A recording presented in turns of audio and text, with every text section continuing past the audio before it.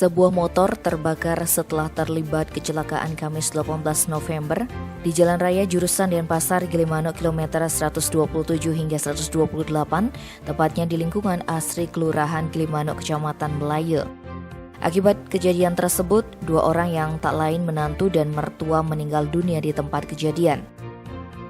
Kasat Lantas Polres Jembrana AKP Dewa Gede Aryana menerangkan, kecelakaan terjadi sekitar pukul 5 WITA melibatkan sebuah mobil dengan sepeda motor. Kejadiannya bermula saat mobil Isuzu pick-up yang dikendarai Muhammad Ansori melaju dari arah Denpasar ke Gilimanuk dengan kecepatan tinggi.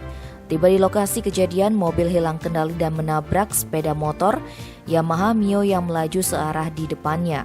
Akibatnya pengendara motor asal desa Sumbersari Kecamatan Melayu bernama Slamet Riyadi meninggal dunia di TKP. Sedangkan Jumai, mertua Slamet yang dibonceng, meninggal dalam perjalanan menuju Puskesmas Melayu. Tak hanya itu, motor korban yang sempat terseret pick up juga hangus terbakar. Tim Bali Express melaporkan.